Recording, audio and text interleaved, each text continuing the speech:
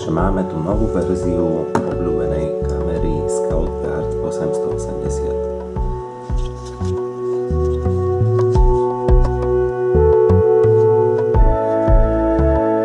Tu je zábit pre anténu,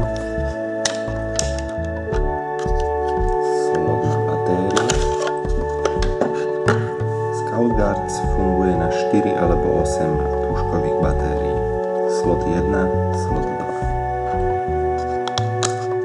Označená polarita.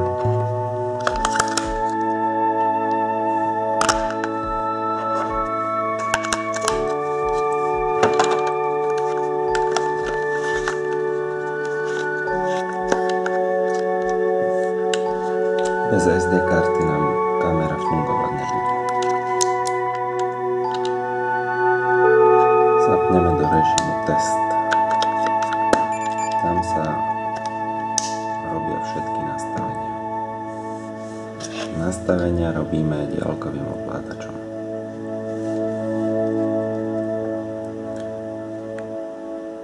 Vôjdeme do menu tlačidlom menu.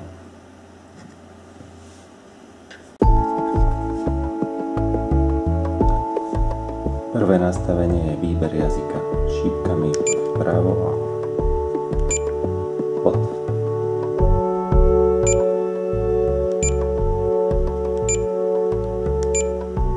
Šípkami vpravo alebo vľavo si vyberieme jazyk. Potvrdíme OK. Menu. Šípkami hore a dole sa presúvame menu. Tu sa vyberá, či chceme, aby robila fotopasta fotografie alebo video. Dáme si na fotografie OK. Nastavenie hodín. Nastavenie dátumu a času o fotopasci.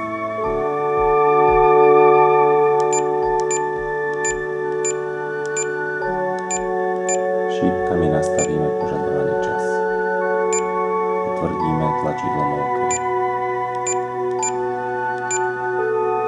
Veľkosť snímky. Môžeme vybrať medzi 5 a 8 megapixelov. Sekvencia. Koľko fotiek urobí fotopasca na jeden záznam, na jedno spustenie. 1, 2 alebo 3. Veľkosť videa. Môžeme si vybrať medzi 640 na 480 alebo HD záznam 1280 na 720 pixelov. Dĺžka videa na jedno spustenie dá sa nastaviť v sekundách. Dáme 20.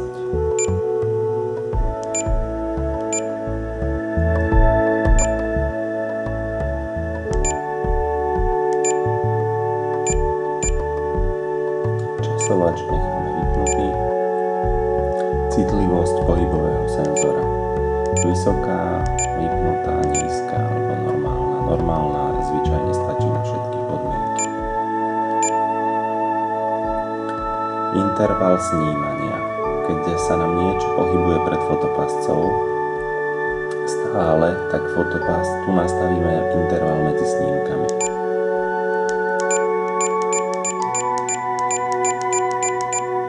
Dáme 3 minúty, čiže fotopasca urobí fotku a potom je 3 minúty nečinná. A keď sa tam stále niečo pohybuje, tak o 3 minúty urobí ďalší. Pracovná hodina, tu nastavujeme odkedy do kedy je fotopasca zapnutá. Štart, napríklad od 7 večer do 7 ráno. Potvrdíme OK.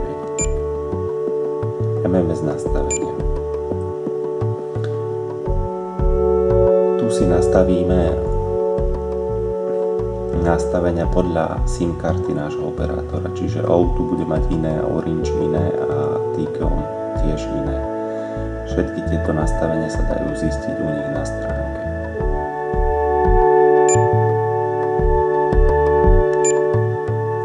GPRS nastavenia podobné, tiež sa zistujú nastavenia na stránke operátora.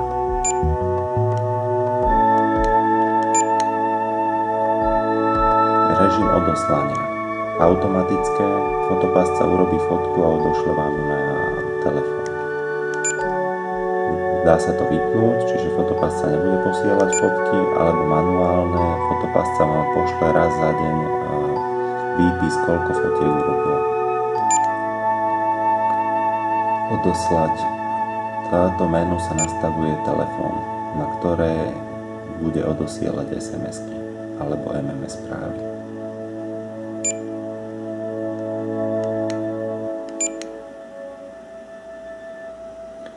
Tu sa nastavuje SMS ovládanie. Fotopásca sa dá ovládať na diaľku SMS kódmi. Kódy sú uvedené v manuáli ku fotopásci.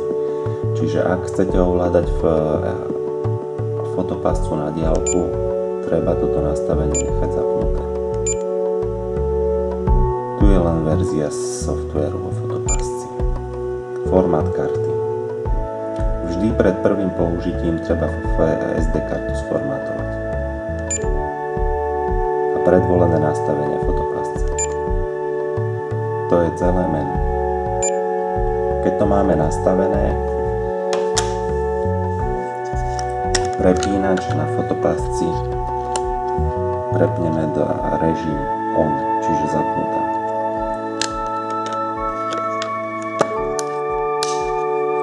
Fotopásca nám bliká, aby sme mali čas sa vzdialiť a nespustili žiadny poplach. Po asi 10 sekundách fotopásca prestane blikať a už je v pohotovostnom režime.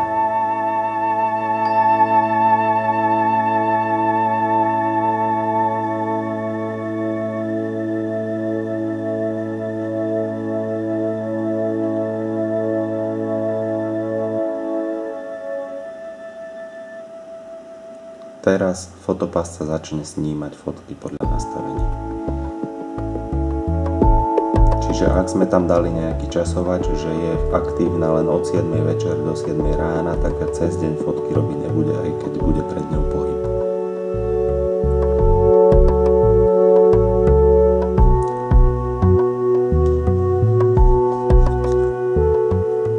Fotopásca má závid na statív, na ktorý sa dá zavesiť. Je to jednoduchšie ju nasmerovať na to. Anténa sa jednoducho našrupuje.